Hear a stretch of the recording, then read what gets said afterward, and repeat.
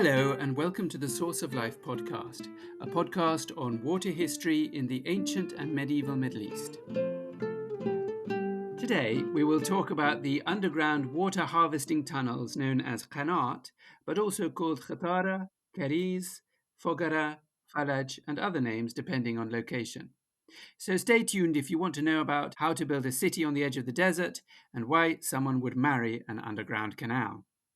To help me understand this topic, I will be talking to Dr. Louise Rayne and Dr. Majid Labbaf Khaneiki. Louise Rayne is an archaeologist and a physical geographer. She is the NUAcT Research Fellow at Newcastle University, leading the project Resilience in a Fragile Environment, Oases in the Northern Sahara since 500 BC. Majid Khaneiki is a human geographer and assistant professor at the University of Nizwa, Oman, where he is a researcher at the UNESCO Chair group on Aflaj Studies and Archaeohydrology. Welcome to both of you. It's great to have you with us. Thank you. Thanks. So let's start with the basics. What is a Qanat? So as I've mentioned, there are different terms, and I think the terms that you two are mainly using are Qanat for Iran and Khatara for North Africa, though correct me if I'm wrong about that. So are these more or less the same type of thing? Are they different? What do they look like? What do they do? Where do you find them in the geography? Maybe I'll start with Majid.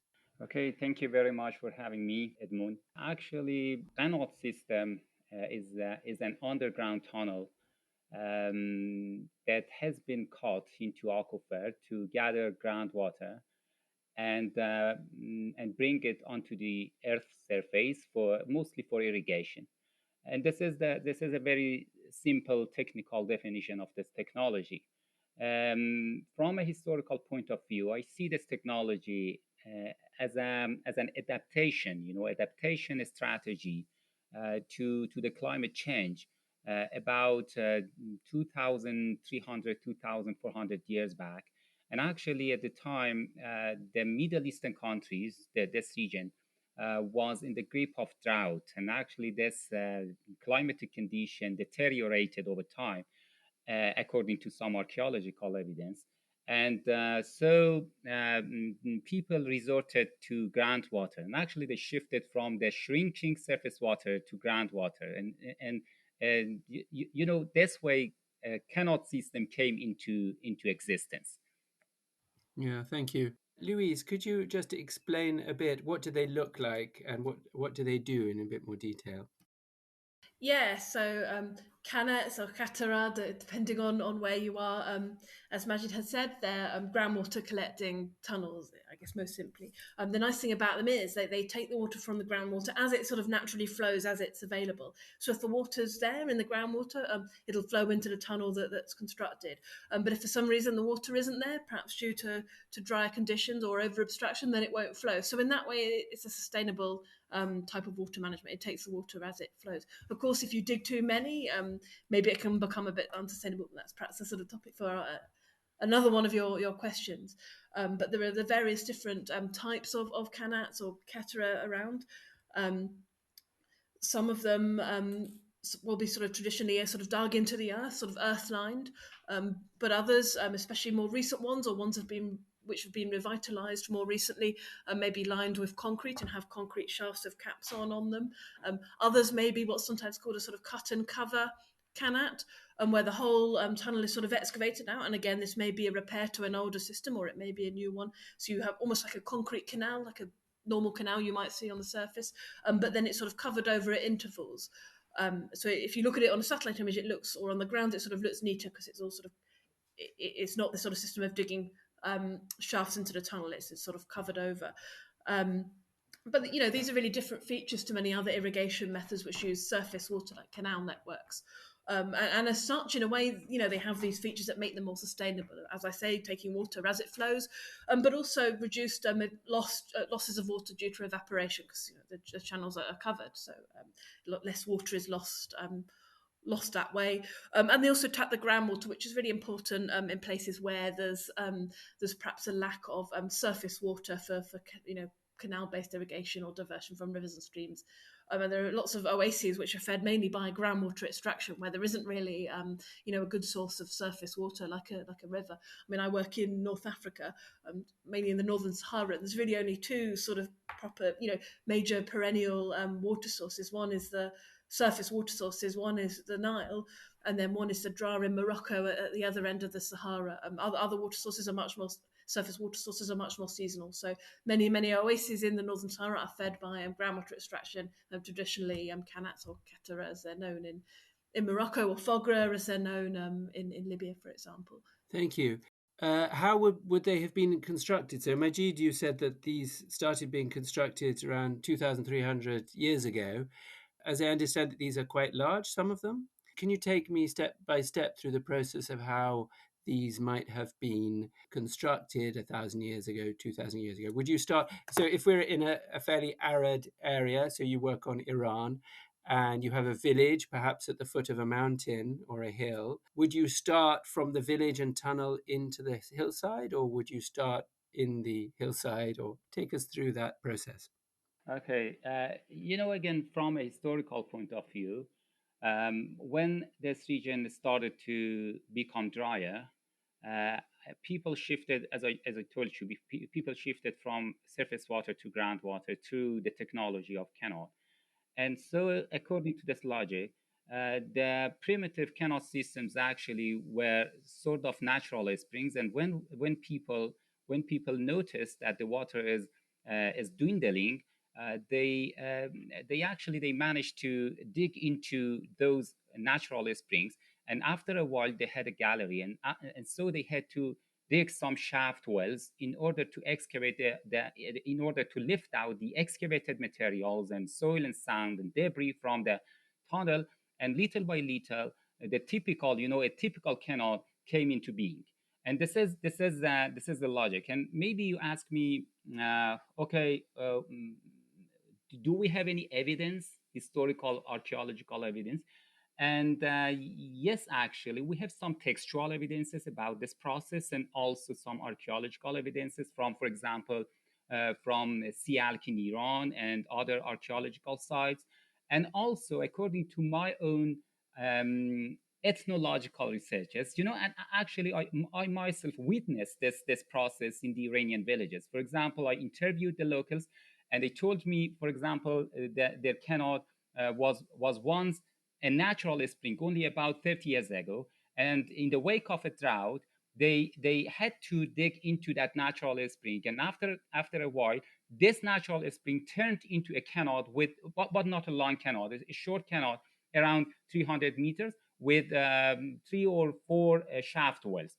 And actually, even in the living memory, we can find some examples of this process. And also, some archaeologists, advocate this theory, and they say, yes, around 2,300 to 2,400 years ago, because of climate change on the Iranian plateau, local people, local communities resorted to groundwater this way. But climate change, um, when climate change uh, came to the Iranian plateau, the central desert started to expand little by little. And so the ancient communities receded. Actually, they retreated to the mountainous areas around around the Iranian plateau. And in the mountainous areas, of course, they had some natural springs, and they used the water coming from those natural springs. But again, uh, climate change intensified, and so they had to dig into the natural springs to build their first canals. You can say primitive canals. And Could I just for ask a the question then? Could, yes. could I just ask a question, just going back to the construction? So you say that they would dig into the springs. So just to clarify, so the spring, I guess, is coming from somewhere above the village, let's say in the hills, and the spring then goes dry.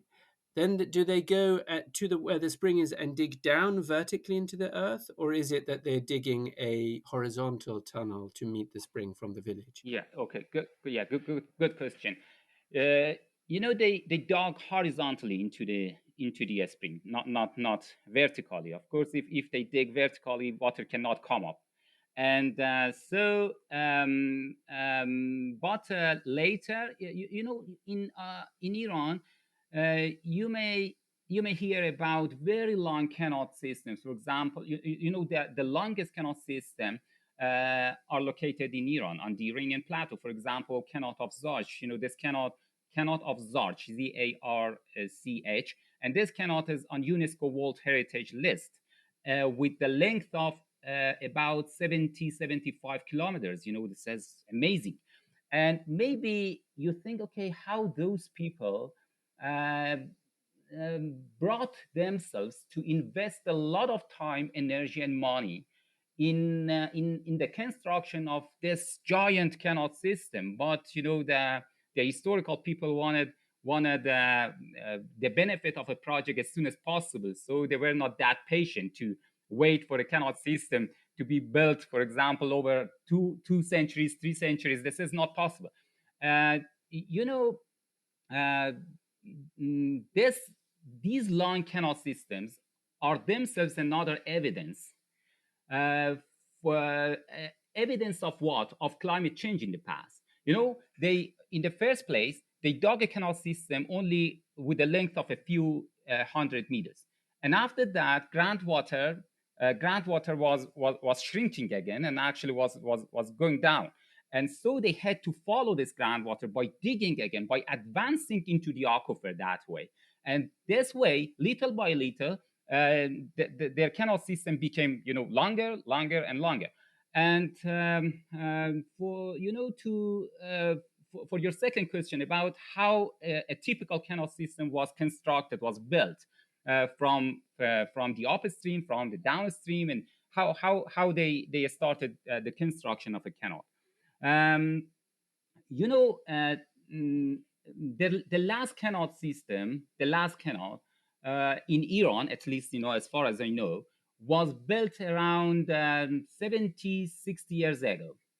60 or 70 years ago. And after that, no new canal was built at all, at least in Iran.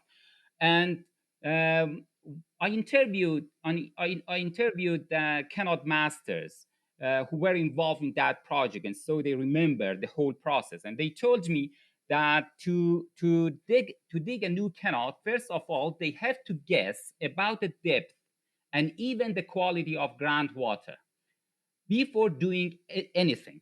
And so to do so, they dig some test wells, one, two, and sometimes three test wells, and just to find out about the depth of groundwater, because they measured the water level from the surface, and also the quality of water.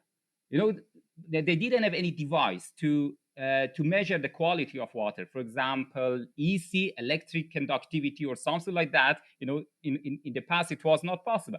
And how they tested the quality of groundwater? Actually, they tasted to test it. They taste only, yeah. And so if water was brackish, for example, they guessed, okay, this water is brackish, but it's still usable for cultivating some crops. For example, pistachio is resistant to brackish water, so it can be used. If the water is salty, okay, they had to forget about this and find another place, because this water is not useful. And so they did, first of all, number one, they dig test well. When they make sure about the quality and quantity of water, and also about a suitable level, they go down to the downstream, downslope, and they dig the first well. But the first well shouldn't go into the groundwater. And actually, the bottom of that well would touch the groundwater level, but it doesn't go deep into groundwater. And from the bottom of that well, I mean the second well, in the down a few hundred meters down a slope from the first well, from the test well, they start digging toward the downslope, toward the exit point of canal. And actually, first of all, they accomplish the water transportation, or you can say water transport section of the canal. What is this? Water transport section of the canal uh, doesn't have any role in producing or gathering groundwater, because it has been built outside the aquifer. But the function of this part of canal is to transfer water from the aquifer down to the ground surface. So they have to accomplish this part of canal. Otherwise, water would build up, and so the workers would be drowned. So it is not possible for them to work. And so, first of all, they should find a way to escape. Actually, they should actually provide a way for water to flow down toward the air surface. And when they accomplish this part of canal, I mean water transport section, when they accomplish this part, they again return to that well. I mean the second well, and then this time they go upward into the aquifer. The more they advance into the aquifer, the more water they can obtain. And so this is, it depends. Maybe you ask me, okay, how many meters they advance into the aquifer? It depends on this, on their budget, of course, manpower, laborers, and also the area of their cultivation. And so, but generally in the Iranian villages, they tend to advance into the aquifer almost every year, Okay. because of groundwater depletion, because groundwater is going down, and so they have to advance into the aquifer to have at least the same amount of water in their Qanat system. Yes. Thank you. And that's interesting. So I think number one rule of project management: don't drown your workers. Very good lesson Yeah. we can derive. Louise, does this sound familiar to you? Is this the same kind of thing going on in Morocco? Or you again work, of course, with some historical information, but also you're right there in the villages where this is going on. So what have you seen? Yeah, I mean that's a good point. An interesting point you made about the risk of getting drowned, because of course, being a Qanat digger is actually a pretty dangerous job to do, but also a specialist job. And in quite a few different regions where where there are Qanats, there will be specialists, or that have traditionally been specialists in this. However, one of the problems nowadays is, that's a difficult and dangerous job. It's also seen perhaps as a sort of older fashioned thing, and young people have opportunities now that just didn't exist in the world, in the early days of Qanats. So there's a lot of, for example, in Morocco, a lot of migration out of the oasis away to the cities, and there's areas where sort of 60% of income is relying on remittances from the city. So the agricultural economy is really affected by this, and of course it means that the traditional knowledge of the specialist knowledge of how to build and how to maintain Qanats can be lost. And this is one of the real challenges for Qanats in the future. But I wanted to also say, from thinking from a sort of archaeological as well as a perspective of sort of looking at a lot of satellite images of Qanats or Kettera, it's sort of almost what they might look like if you, perhaps if maybe all our listeners are people who are really into water management and Qanats, or maybe they're new to them. Maybe this is the first time they've got into Qanats. But if you went to walk around a place where there are Qanats on the ground, you wouldn't see the tunnel necessarily underneath, depending on where you were in the system. But you would see lots of little sort of mounds of spoil or soil, which is the top of the Qanat shafts, where people go down into the tunnel to dig it, to remove spoil, and to maintain it and access it. And you might see an open hole that if you're not careful, you could fall into if you're walking around. Whereas we found you walk too close, a rock falls in off your foot, and pigeons immediately fly out squawking because you didn't realise they were there, and then you nearly fall in.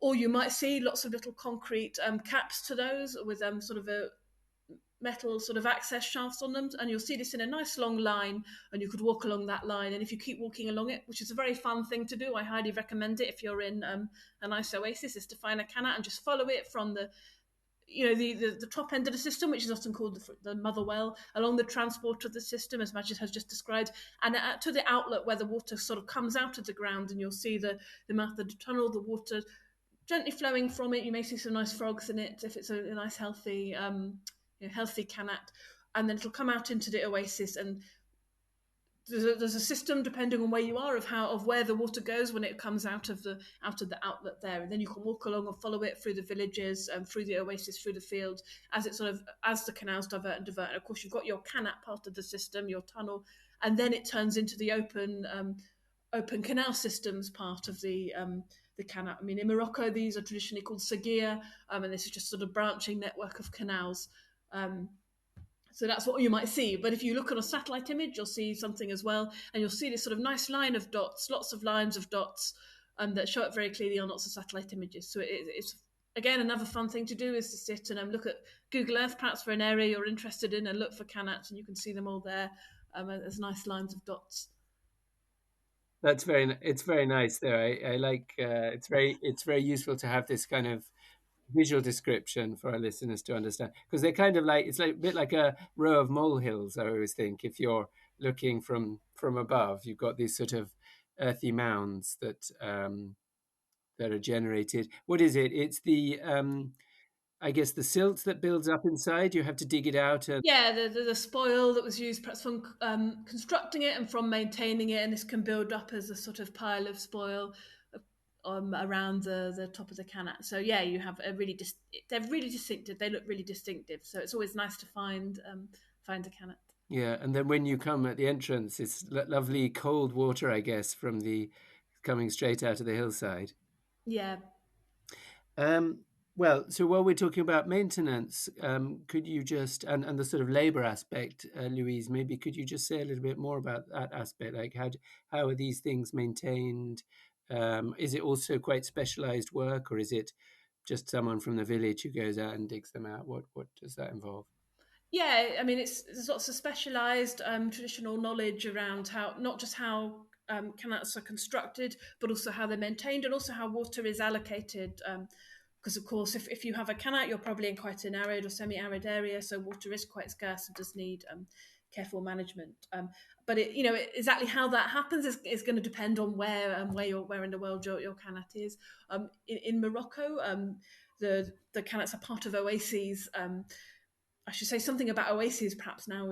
Maybe now is a good time to say it, is that these are generally feeding oases, which are really interesting and unique environments in themselves. And people, again, often, you think of oasis and people might think a sort of palm tree in the desert or something just sitting there naturally on its own. But, in general, these are human-made environments, and often made due to Qanats. The Qanats have facilitated the creation of the oasis. Because water is brought to an otherwise dry place, or brought to the surface where it might have been just in the aquifer, or a spring is modified to allow water to be distributed more widely. And you plant in your oasis a layer of palm trees, and palms, they can be a little bit more perhaps tolerant of some conditions, hot temperatures, but also sun, and also slightly more saline conditions than some other crops, perhaps. And you plant your layer of nice tall palms, your date palms. Of course, dates are a really important crop, but then they almost create a bit of shade, almost a bit of microclimate where things can be a bit shadier and reduce evaporation, trap some moisture perhaps, and then you can plant a nice layer of fruit trees underneath, things like sort of apples and things like that, under your palms, and then under that they create even more of a microclimate, and you can plant other crops, sort of ground level crops, even sometimes cereals, but all lots of vegetables and herbs, and it creates a lovely lush environment, quite shady with sort of dappled sunlight, but also a really productive and really unique environment with its own sort of agricultural biodiversity. And as such, increasingly oases are seen as a sort of a cultural heritage landscape, as well as a productive landscape to be, as well as a biodiverse landscape to be protected. But yeah, I mean, and often this is facilitated by the Qanats, which, as we say, are quite difficult to maintain. So, for example, in Morocco, you have water user associations in the oasis, so often associated with a village or a group of villages in the oasis, or with a whole oasis. And there'll be a sort of council as part of that in Morocco. In this area, it's in southern Morocco, it's known as the Jama.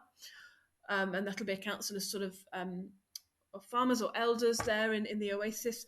and they determine how water can be allocated fairly so that people get their access to water. And also they sort of drive the sort of maintenance. So they'll be responsible for raising funds for that maintenance, but also hiring people to come in and do that work when it's needed. Um, Water allocation is a really interesting topic in itself because you can, in some places, including Morocco, you can own or rent your share of water. And that'll often be a timeshare, so you'll get your 40 minutes a day or however many hours per every few days and so on. And that's one of the roles of the Gemma is to sort of make sure that happens, that people get their time, and the sluices will be opened according to when is your time slot in the Oasis. And of course that can work really sustainably because water is distributed fairly. You stop someone at the top upstream Oasis, taking all the water, so someone downstream can still have some water. There are some quite complex rules around sort of the inheritance, though, of these rights, and that can fragment them, and that in itself can lead to desertification. If the rights get fragmented between too many people, it maybe becomes a bit uneconomical, perhaps in some cases. It can be the case in particularly arid areas. Thank you. That's fascinating. Yeah. So, just to clarify, that in these sluices, then what do they look like? Is that like some kind of a gate, or is it more like a dam or a bit of earth?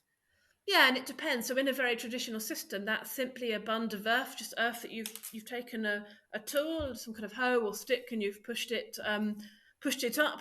Think about if you're moving earth around and there's water around, if you sort of squidge that earth together, then it sort of stops the water from getting across. So that it's really quick to then just move that back if your time slot is finished, but also just to move it aside when it's time for your time slot, and then the water flows. Um, in some cases, in perhaps more modern systems that have been constructed more recently or have been revitalized more recently, there may be a sort of concrete wall there and a sort of metal sluice gate that you can lift up to let water come through. I mean, I know there's a lot of interest nowadays in things like sort of smart agriculture, where everything is controlled remotely by a computer and the sluices lift by computer. But this doesn't need to be the case, and this is not the case with sort of traditional oasis agriculture. Someone will come and move that sluice, whether it's an earth sluice or a metal gate, sluice gate. Whether this sort of smart agriculture thing is actually a useful approach in the future, in some places it works, and maybe it can work in more places in the future. Yeah, and I'm interested in this question about the Jama'ah, so this control of a local collectivity who sort out the organization of the water supply for themselves. Majid, turning to you and asking more about the historical information that you've sort of processed in your research. What do we know about the kind of social and political structures that allowed for the exploitation of water in these Qanat systems? Are there specific kinds of political structure that you would associate with them, or is it very varied? And what kind of social control is associated with Qanat systems in Iran? Canal system is a communal system actually, and canal system is not at the center of the central government's attention actually, to be honest, because of the water, the amount of water is not that much, so it is not very attractive to the central governments, and so they are reluctant to come to the Oasis communities and invest their money and energy in those communities, and so they are willing to go to the big rivers actually, like Euphrates, Tigris, and those rivers, to establish their polities there, not in Yazd, Kerman, or central desert, because actually no benefit, almost no benefit for them. And that is why I called this area, Qanat area of Iran, I called it, metamorphically, um, the geography of silence. You can call it, because no significant government emerged in this area, because of their political, their traditional political economy was based on water, not only a drizzle of water, of course, a river of water, and that is why sometimes they are called the empires of river. And so they tend to go to the banks of big rivers in order to establish their hydraulic political system. And so, but what happened, or what was going on in the central plateau of Iran, or in the Qanat territories? In those areas, a canal system, from the very beginning of a canal system, was managed by local communities, and actually, and in many cases, was owned by local communities.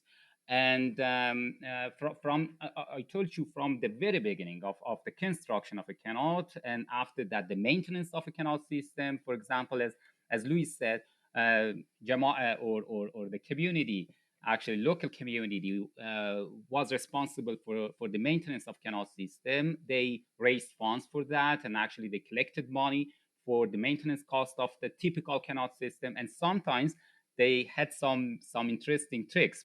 In some villages, Iranian villages, they married their Qanat off to a human, to a woman.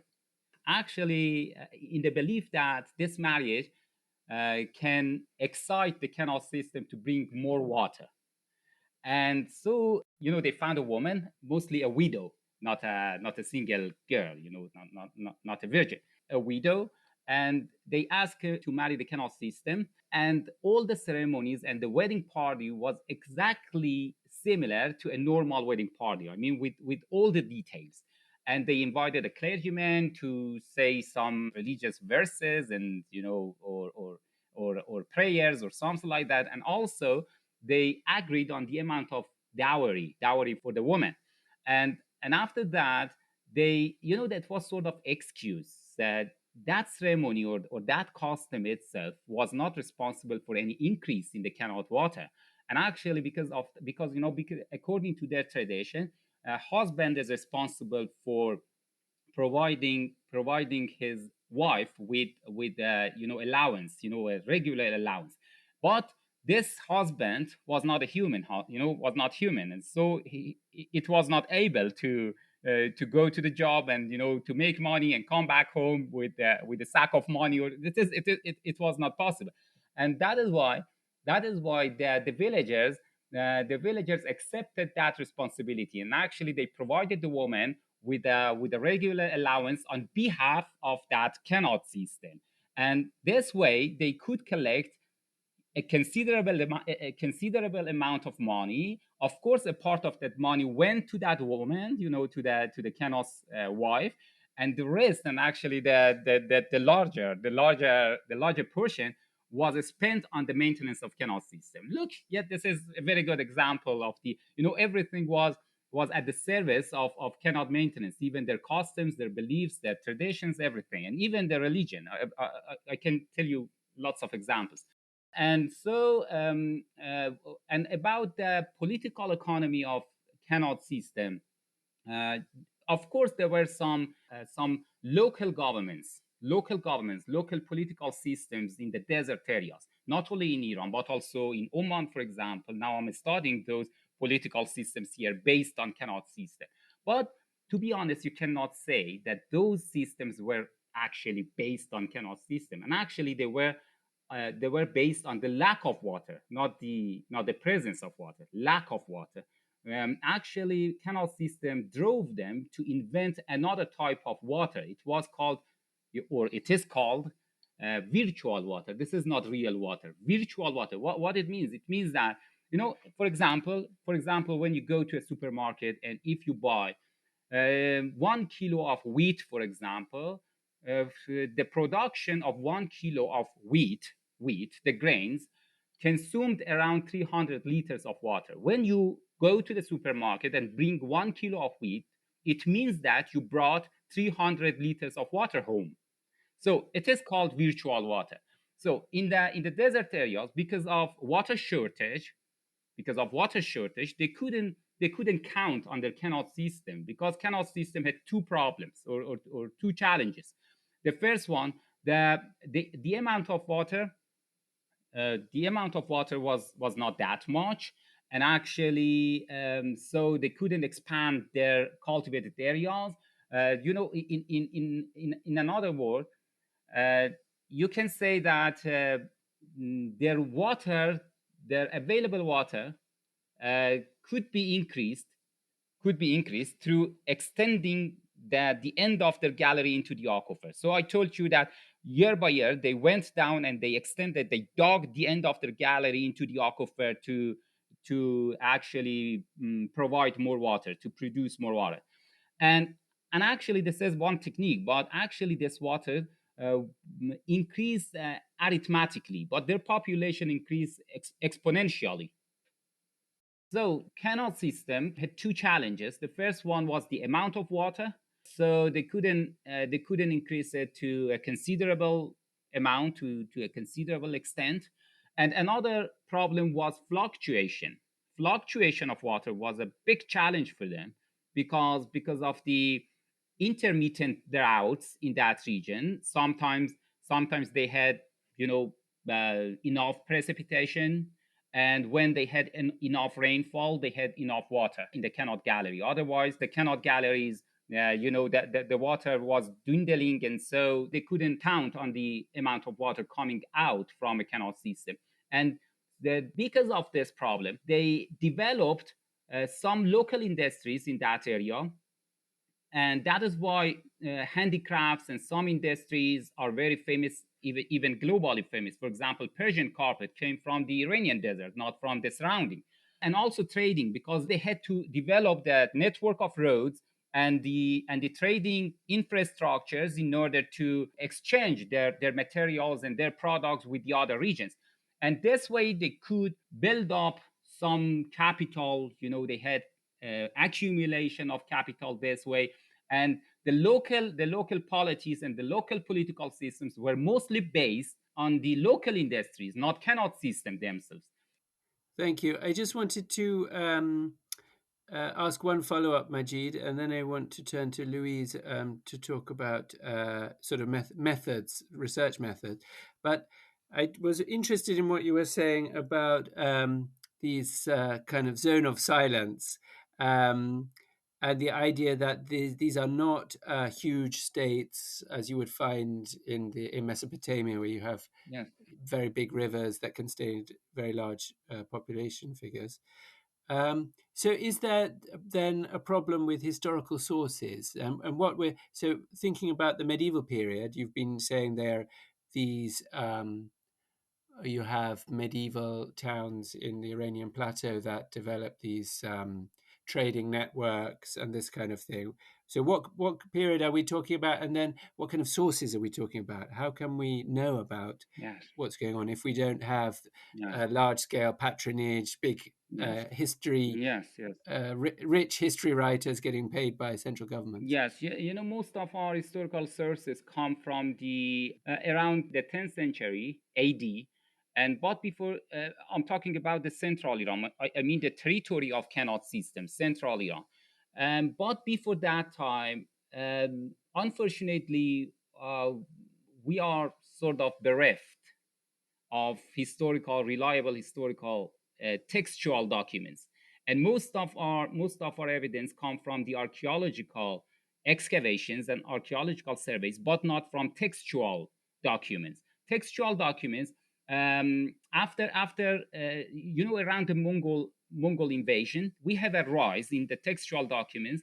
And for example, if you talk about Yaz, because Yaz, you can say that's the capital city of the Qanat territory or Qanat civilization, and most of the textual documents come from 13th century, the 14th century, something like that. Those documents are local histories, like the book written by Jafari, The History of Yazd. That's a very good source, and you can see lots of mentions of canal systems and the role of canal systems in their socio-economic and also political structures and processes. Thank you. So turning to Louise, what are the research methodologies that you use in your project to understand Qanat systems? Yeah, so I guess my main research methods are both archaeological survey, a little bit of archaeological excavation, and also remote sensing, so using satellite imagery. Because water management systems as we've already discussed, can be quite large systems with many different parts to them. The abstraction point, the transport of the water, then branching canal systems, the fields, which make up the whole sort of irrigated oasis system. So satellite imagery gives us that bird's eye view to allow us to map those in detail. When you're in there on the ground, it can be quite hard to untangle that pattern. So that bird's eye view is quite useful. So in my case, we do a lot of work with different types of satellite imagery, some high resolution images, which allow us to see the finer details. So some of the high resolution data, for example, each pixels, when you zoom into a digital image and you see the little squares that it's made of, those are the pixels. Each of those pixels on those high res images can be even as high resolution as, sort of, say, 30 centimeters. So you're going to see your Qanat system and your canals, other archaeological features as well, maybe on those satellite images. However, obviously in the modern world, there's been a lot of development, and in some cases that means canal systems have been destroyed and removed, perhaps in favour of building big new concrete canal systems or modern pump wells, which is a whole sort of interesting topic in itself to discuss. But we also use historical satellite and aerial data. For example, we use a lot in archaeology in the Middle East and North Africa of declassified Cold War spy images. They've got different names, such as corona or a hexagon, depending on the satellite program. And these date back to the sort of 60s, 70s, and 80s. Because a lot of modern development in agriculture happens sort of around the sort of 80s and a bit later. Often those images capture the traditional oasis construction or layout a bit before sort of modern changes have changed it, or a little bit before perhaps some of the modern issues associated with climate change and development have changed it. So we use those, and those are also quite high resolution, although they're just black and white. There's also other things we can do with modern satellite imagery, which captures many different wavelengths of light to automatically check, for example, changes in oases, but also detect different types of soils, different features, where we can show where the former oasis fields are, but also to automatically recognise where the Qanat tunnels are, based on that pattern of dots as they show up. The machine learning algorithms we can use to map those. So there's lots of different technologies we can use for studying Qanats, but also, of course, archaeological research. A big problem in the sort of archaeology of water management is that often the systems themselves are poorly dated. I mean, we were talking about the medieval period. But I think of water systems, sometimes it can be a bit difficult to think about those as just a medieval feature, or just an Iron Age feature, something like that, because often there's going to be an optimum location in the landscape for your water management, based on gravity flow. So canal systems can often be redug, fall into disrepair, then another one will be redug in the same place, or someone might come and sort of revitalise it with sort of concrete shafts, things like that. So these can have a really long and complex history. But often dating has not focused on these, it's focused on settlement sites, monuments, burials, and things like this. So an awful lot of ancient or traditional water systems are dated based on either historical sources, which in some places can be helpful, in other cases there may not be some sources that really help with those particular locations, but also by association with other archaeological features. But increasingly people are getting interested in scientific dating of water management. And if you do little bits of excavation, we were doing this in November 2022 in southern Morocco to try and gather samples for dating of some of the canals themselves, the Qanats or other irrigation systems, for example, surface water systems, divert into. For example, you could dig through the bank and the channel of the canal and take sediment samples for analysis. And we've done that in Iraq as well. In fact, with a project we're collaborating with some of your colleagues there, taking OSL samples and radiocarbon samples from the field of the channels. And this is something we need to do more in archaeology, in the archaeology of water management, is do this scientific dating, not just of the associated kind of settlements and things like that, but of the water management system themselves. Because I think a lot of these are going to have some quite interesting and complex chronologies, some of them with quite long stories of sort of construction and revitalization. It would be really good to understand this with more scientific dating. So for your project in Morocco, what kind of sense do you have for the longevity of these systems so you're looking at a string of oases to the south of the Atlas Mountains, right? Just north of the Sahara or in the Sahara? Yeah. So there's lots of oases in southern Morocco, south of the Atlas Mountains, and in between where the anti-Atlas Mountains are as well. And this is really sort of right on the edge of the Sahara. Of course, there's oases going into various parts of the Sahara as well. And these are really interesting and very sort of dynamic places. There's long sort of histories of use. When we talk about Qanats, They may be a bit later than some of the Qanats, for example, we've got in the Middle East, so perhaps medieval or post-medieval. For example, we have some oases in Morocco where we know from archaeology, but also historical analysis. For example, the Tafel Oasis around the city of Sijil Massa. We know that in the medieval period, surface water was particularly used, so diversion from natural semi-seasonal, semi-perennial streams. Later on, this seems to have changed, and more Qanats were brought in. This may be due to some sort of climatic fluctuations, for example, something called the medieval climate anomaly, where the conditions are sort of drier. So, in fact, just as Majid was saying, for earlier periods in his study areas, you might think if there's a drought, if there are dry conditions, you're just going to give up irrigating, let that oasis die and move on somewhere else. That's it, the oasis is gone. But in fact, sometimes those sorts of conditions can be inspiration to people to invest in irrigation and dig some canals or dig some canal systems. And that may, that's the argument for what may have happened in some cases in medieval Morocco, is that there's a bit of a boom in irrigation and oasis cultivation, partly due to that. However, one thing I'm quite interested in at the moment is also desertification. So we've got the really pressing issue of climate change. For example, in North Africa, that's causing winters to be a bit hotter and drier, also more variable and reduced rainfall, and a sort of perhaps not enough snow melt from the snow falling and melting from the Anti-Atlas to recharge the groundwater, to recharge the aquifers. And this is really threatening the survival of oases, alongside modern pressures such as really demands on water resources. So people are digging many pump wells, which also deplete the water a lot more quickly than a Qanat can. And you can build on an individual basis. You don't need this sort of community-based system. So you can dig an individual pump well, and that affects the Qanat systems that then don't function well. So it's a really pressing issue in many areas. And especially with sort of reduced precipitation. So it's looking at will these systems be able to survive? But if we look at the satellite imagery, we can see there are large areas of abandoned fields. So these are sort of dry fields, and we can see them on the ground as well. We can walk around them. They're very bright in colour, very reflectant, so they look different to the surrounding desert. They're quite sort of smooth in texture as well. We can distinguish them from sand dunes, from natural desert, but also from the modern cultivated fields. But we don't necessarily know when these desertified. Some of them have dried up more recently due to modern climate change, but some of them may have dried up due to events in the past, perhaps droughts or floods which damaged an irrigation system, or sort of political changes or economic changes which meant a particular oasis wasn't used. The problem is we need a better map of where those areas are. So that's something I'm sort of working on now, is trying to map those areas and look at how that might map onto modern issues of desertification as well, and what the role of things like Qanats might be, which are seen as a really sustainable technology. Taking the water as it flows and managed locally to supply those oases. Thank you. Well, you've already started to answer my final question, but I'd like to both pose this question to both of you. First of all, how can Qanat survive, and will they survive, and what changes or what possibilities are there to allow that to happen?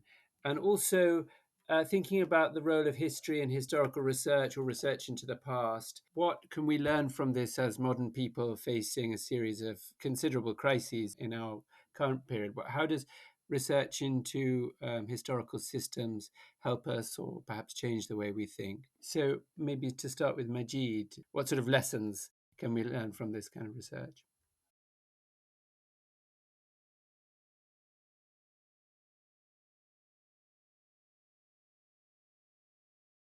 Yes, very, very, very good question. Actually, we study history to build up on the lessons that we can learn from our ancestors. In case of Iran, canal system can teach us that we shouldn't count on our limited groundwater reserves in that desert. And actually, canal system was used to create sort of microclimate around the towns and villages to moderate the climatic conditions in the scorching desert, and to provide a very short range of food products, and to provide drinking water, nothing more. In the Arabic language, khalas, finish.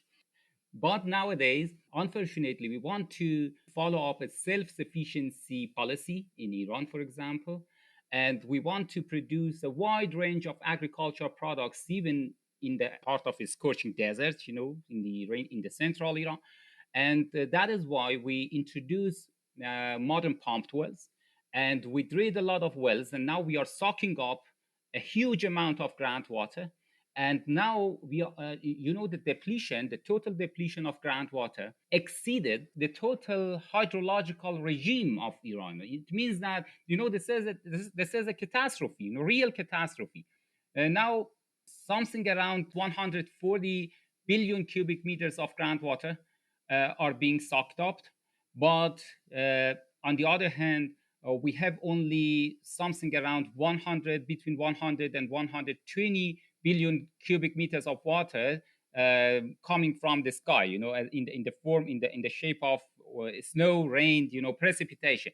It means that we are pumping up groundwater more than the water that come through our hydrological cycle, and this is a real catastrophe.